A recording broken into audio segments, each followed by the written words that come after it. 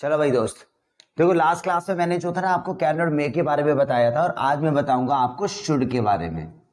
ठीक है, और इसी का पार्ट होता है हमारे पास मस्ट। ठीक है, देखो दोनों का मतलब होता है चाहिए। मैं तुम्हें बताऊं तो दोनों का मतलब होता है चाहिए। अगर पहले बात हम लोग करें शुड, तो शुड का मतलब भी होता है चाहिए, ठीक है ना, और मस्ट का मतलब भी। मगर मस्ट थोड़ा सा ना डेडली तरीके से आता है, जिसको हम लोग बोलते हैं जरूर चाहिए। ठीक है ना, और ये थोड़ी सी पॉसिबिलिटी के लिए आता है कि हाँ जी मुझको नॉर्मल चाहिए। ठीक है ना, दोनों में फर्क ये है, जब आपको एकदम बिल्कुल नेसेसिटी वाली बात आ जाए ना कि हाँ जी मुझको चाहिए ही चाहिए, तो वहां पे मस्ट लेकर आना। ठीक है, दोनों के एग्जाम्पल वही है। हाँ जी मुझे जाना चाहिए, तो आप बोलेंगे आई शुड गो। ठीक है, और आप बोलेंगे मुझे जाना ही चाहिए जरूर, तो उसमें मस्ट लेके आना, आई मस्ट गो। ठीक है, तो मैं ये कहूं कि शुड और मस्ट देखो होते तो दोनों एक ही चीज है, दोनों का मतलब चाहिए चाहिए होता है, मगर मस्ट का मतलब होता है थोड़ा सा ठोक कर बोलना, एकदम जहां पे बिल्कुल जरूर चाहिए ही चाहिए। तो मैं तो ये कहूं, अगर आपके पास में कभी भी चाहिए का ऑप्शन आ जाए ना, तो शुड ना लगा के ना आप मस्ट ही लगाओ यहाँ पर, क्योंकि मस्ट डेडली तरीके से चलता है और आप चला लोगे उसको चारों तरफ से। I must go, I must speak English, you must come here, तुम्हें यहाँ पर आना चाहिए। जहां पे भी तुम्हारे पास चाहिए की साउंड आ जाए तो वहां पे मस्ट लगा लेना। ठीक है तो इजी पोर्शन ये। ठीक है, इतनी कोई टेंशन वाली बात ही नहीं होती इंग्लिश के अंदर हमारी, चाहे राइटिंग में चले जाओ चाहे स्पीकिंग में चले जाओ। और बस ये है कि फिर भी जानने की जरूरत होती है ना हम लोगों को, थोड़ी सी कंफ्यूजन हो तो। ठीक, और मॉडल्स है जो मैंने स्टार्ट कर दिया है, कैन और मे कल करवा दिया मैंने आपको, कुड और माइट करवा दिया। कैन में ज्यादा बड़ी बात नहीं थी आपके लिए ना, शुड और मस्ट ज्यादा बड़ी बात थी। ठीक है, और लास्ट क्लास में जो मैंने आपको ये कुड और माइट करवाया था ना, वो थोड़ा सा ध्यान रखने वाली बात है, उसी का पार्ट में दूसरा भी अभी करवाता हूँ। खैर ये तो बहुत ईजी है, ठीक है ना, इसमें डिफरेंस आप लोग समझ गए होंगे कि जरूर चाहिए में आता है मस्ट, और चाहिए के मतलब शुड होता है, तो मेरे हिसाब से आप मस्ट ही लगाओ हर जगह। ठीक है, इसको अपना नोट डाउन करो। जो थोड़ी सी टेंशन वाली बात है, देखो अगला मॉडल हमारे पास में क्या आता है, ये जो मॉडल्स होते हैं ये एक वोकैबुलरी की तरीके से भी आप याद कर सकते हो। ठीक है, अब मैं आपको बताऊंगा, देखो कुड हैव के बारे में। कुड हैव हो गया, और इसी का पार्ट क्या बन जाएगा, माइट हैव। ठीक है, और दोनों का मतलब भी क्या होता है हमारा, दोनों का मतलब होता है सकता था, मैं जा सकता था। और इसमें जो आएगी आपकी दोनों में थर्ड फॉर्म आएगी, याद रखना है ना, दोनों में ही थर्ड फॉर्म आएगी आपकी। तो पहले कुड के एग्जांपल ले लेते हैं। देखो कुड कहां आता है, कुड हैव, इसका भी सकता था, मैं जैसे बता चुका हूं ऊपर लिखा हुआ है। ठीक है, और अगर माइट हैव आ जाए, माइट हैव आएगा आपके पास में शायद, शायद सकता था।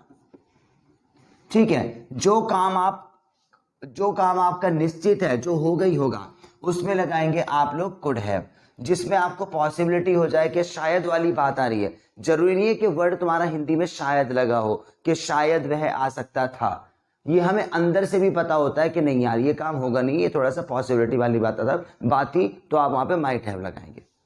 ठीक है ना, अब एग्जाम्पल में बता ही देता हूं। ठीक है, पहले कुड हैव का बता देता हूं कि मैं जा सकता था, तो आप लिखेंगे आई कुड हैव गॉन। ठीक है, और शायद मैं जा सकता था, तो आपका आएगा आई माइट हैव गॉन। ठीक है, कोई भी बड़ी टेंशन नहीं है आपकी इसमें, कोई भी, बस आप इस तरीके से याद कर रहे हैं। ये जो पोर्शन मैंने लिखा हुआ है, देखो ये जो लिखा हुआ है ना, इस चीज को आप ध्यान में रखें कि कुड हैव सकता था के लिए, माइट हैव भी सकता था के लिए, मगर शायद आ जाता है। इसको वोकैबुलरी की तरीके से याद करें। देखो अगर मैं आपको वोकैबुलरी की तरीके से लिख दूं, चलो इसके बाद में लिख दूंगा। ठीक है, पहले मैं ये बात बता दूं आपको कि माइट हैव, अगर किसी के भी सामने बोलोगे ना कि I might have gone, it might have rain, और he might have taught me, third form तो आती है इनके साथ में ना, इनके साथ में थर्ड फॉर्म आती है। अगर माइट बोलेंगे ना, माइट बोलते ही ऐसा लगता है कि हाँ जी सामने वाले को जो है ना बहुत बड़ी सी मतलब ग्रामर के बारे में पता है। तो इसलिए आप इसको ध्यान रखो और इसको लगाना चालू करो अपनी स्पीकिंग के अंदर। ठीक है, तो इसको भी नोट डाउन कर लो आप इसको नोट डाउन करो। ठीक है, मॉडल्स होते हैं ये। आज की क्लास में मैंने आपको करवा दिए ये, और लास्ट क्लास में मैंने आपको करवाए हैं। एक क्लास में और करवा दूंगा, खत्म हो जाएगा पोर्शन हमारा। बस ये कि एक साथ ज्यादा टेंशन नहीं दे सकता मैं। ठीक है ना भाई। देखो, अगर मैं आपको शॉर्ट में करा दूं, इन शॉर्ट में आपको करवा दूं सारे मिलाकर, तो लास्ट क्लास में देखो मैंने क्या करवाया था भाई, कैन और मे। कैन और मे मैंने करवाया था। इसका मतलब होता है देखो सकता है, ठीक है, और दूसरे वाले का जो होता है हमारे यहां वो होता है शायद सकता है। ठीक है, और ये तो एक हो गया। अच्छा, अब इसको मैंने करवाया है कैन और माइट वाला।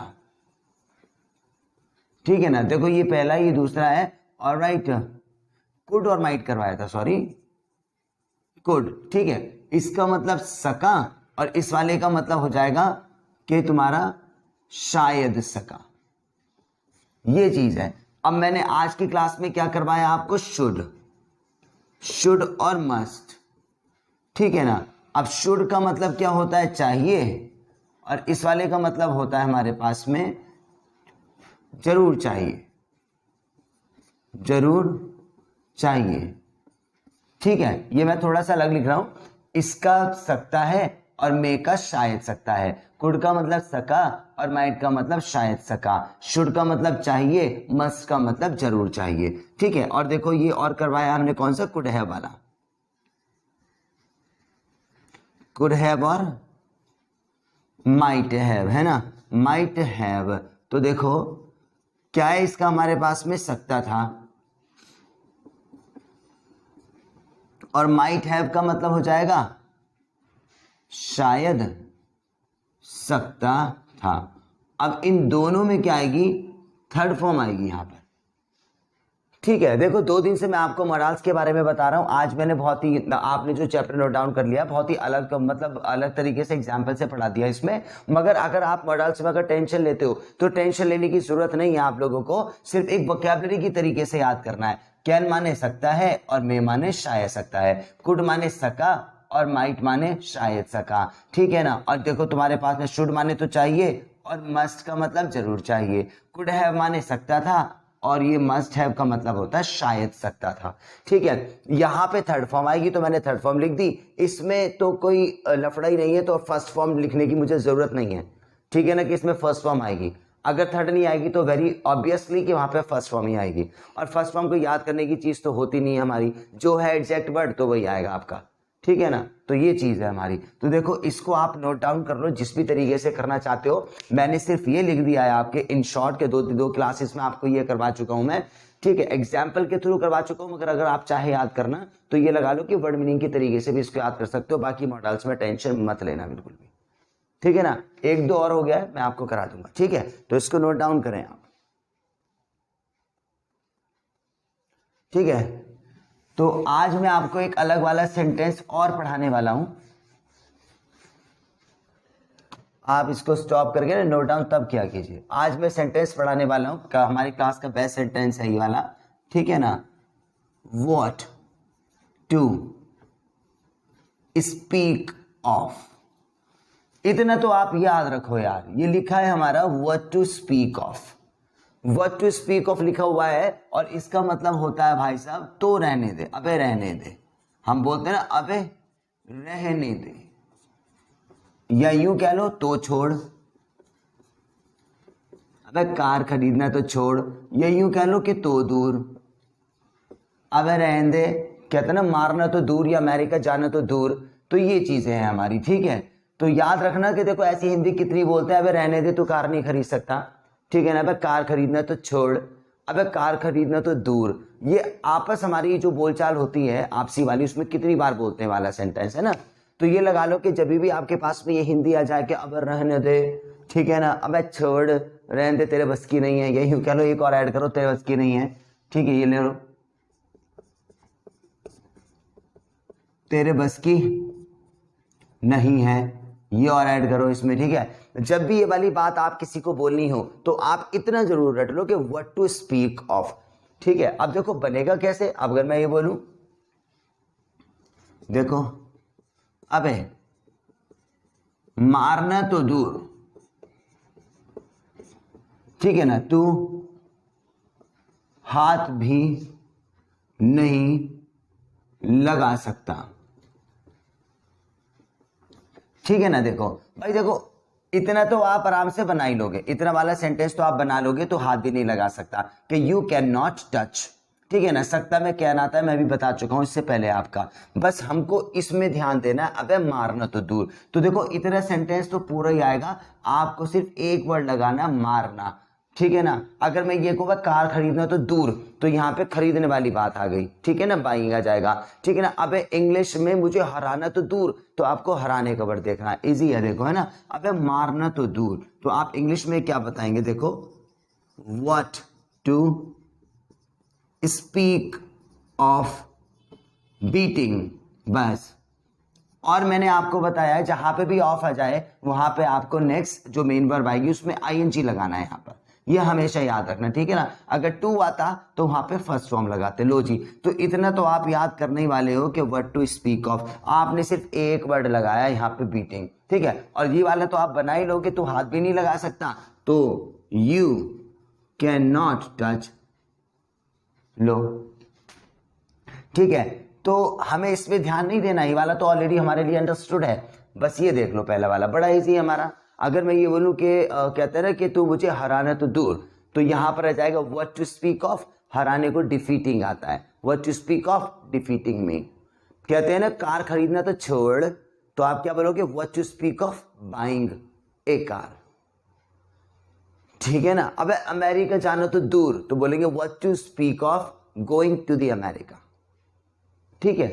तो ये वाला सेंटेंस, और देखो घुमा के बोल लो कि मारना तो छोड़, तो हाथ भी नहीं लगा सकते, इस बात ऐसे बोल सकते हैं, तेरे बस की नहीं है मुझे हाथ लगाना, तेरे बस की नहीं है मुझे हाथ लगाना, तो वही आएगा what to speak of beating me you can not touch. तेरे बस की नहीं है कार खरीदना, तो बात तो वही हो जाएगी, ठीक ना। What to speak of buying a car, तेरे बस की नहीं है कार खरीदना बेटे, तू तो साइकिल भी नहीं खरीद सकता, तो what to speak of buying a car, you can purchase even a bicycle, ठीक। तो एकदम हमारे लिए न्यू सेंटेंस है, इनोवेटिव सेंटेंस है ये वाला।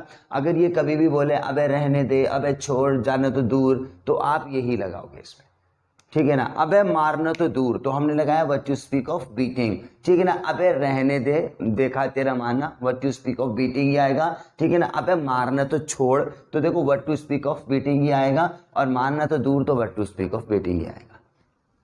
तो जब भी वाला सेंटेंस आपके सामने आ जाए ना, अबे मारना तो छोड़, तू हाथ भी नहीं लगा सकता, तो what to speak of beating, दूसरा बनाई लोगे, तू मुझे हाथ नहीं लगा सकता, you can not touch me, ठीक। तो बस इतना वर्ड आप रट लो, व्हाट टू स्पीक ऑफ, बाकी का सेट है सारा सेंटेंस, और ये बहुत आता है आपके साथ, ठीक है। तो बस इसको आप नोट डाउन कर लो जल्दी, फिर मैं आपको वोकैबुलरी स्टार्ट करा देता हूं।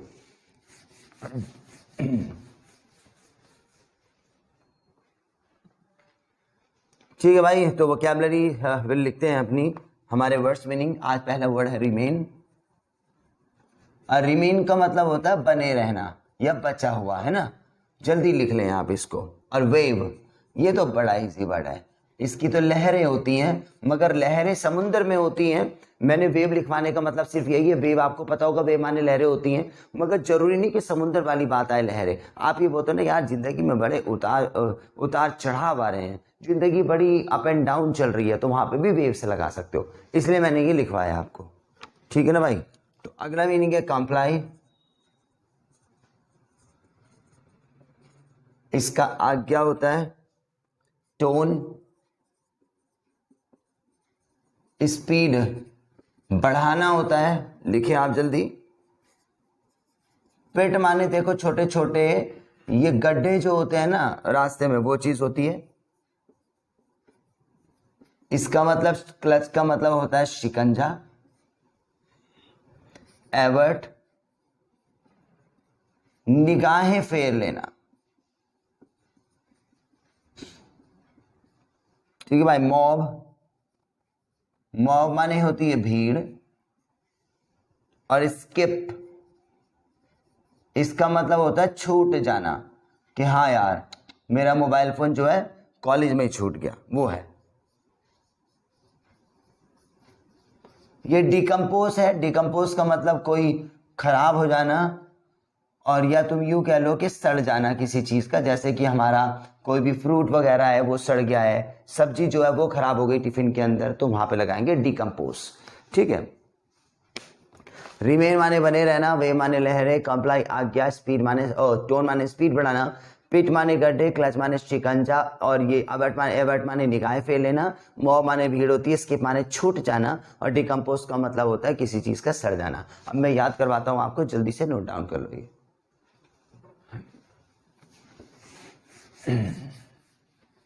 ठीक है ना, पॉज करके वीडियो को आपको नोट डाउन करना है, आपको अपना रजिस्टर भी बनाना है, दोस्त प्रिपेयर करके चलो, बहुत सारी चीजें आ जाएंगी, है ना।